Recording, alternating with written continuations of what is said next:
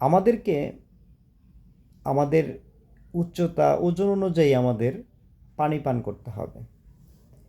যার উচ্চতা বেশি, যার ওজন বেশি, সে একটু বেশি পানি পান করবে।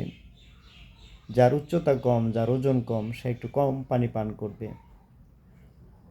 কিন্তু আমাদের দেখা গেছে 2 থেকে 3 লিটার পানি যদি আমরা সারাদিনে 24 ঘন্টায় যদি আমরা পান করি, তাহলে আমাদের জন্য এনাফ, যথেষ্ট। কিন্তু এই পানিটা খেতে হবে আমাদের ধাপে ধাপে।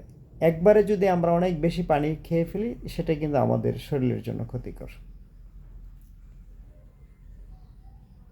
আমরা যতক্ষণ সজাগ থাকি, এই টাইমটাকে আমরা ভাগ করে নিয়ে আমরা এই পানিটা খাবো।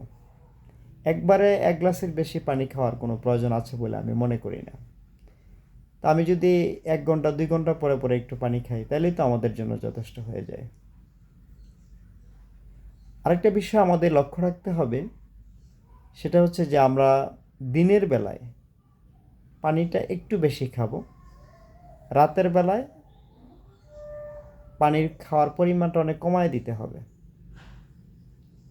বিশেষ করে রাত্রে ঘুমাতে যাওয়ার কমপক্ষে 2 ঘন্টা আগে পানি পান করতে হবে,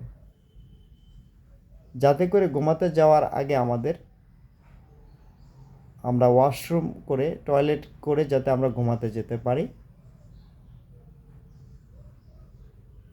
তাহলে আমাদের ঘুমের ক্ষেত্রে কোনো ব্যাঘাত ঘটবে না, বিঘ্ন ঘটবে না। কিন্তু আমরা পানি খেয়ে ঘুমাতে চলে গেলাম,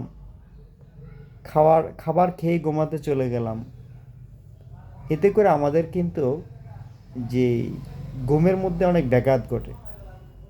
দেখা গেছে ঘুমের মধ্যে প্রস্রাবের চাপ আসে, আমাদের প্রস্রাব করতে হয়।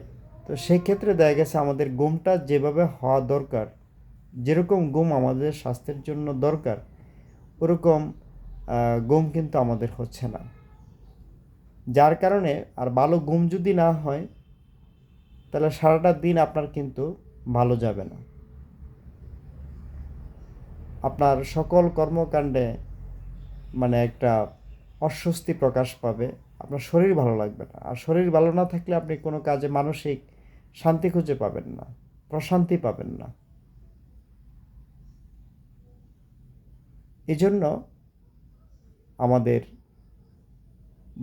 ভালো ঘুমাতে হবে, এবং ভালো ঘুমের জন্য আমাদের যা যা করণীয় দরকার সব কিছু করতে হবে। এক কথা, আমাদেরকে ভালো ঘুম এনশিওর করতে হবে।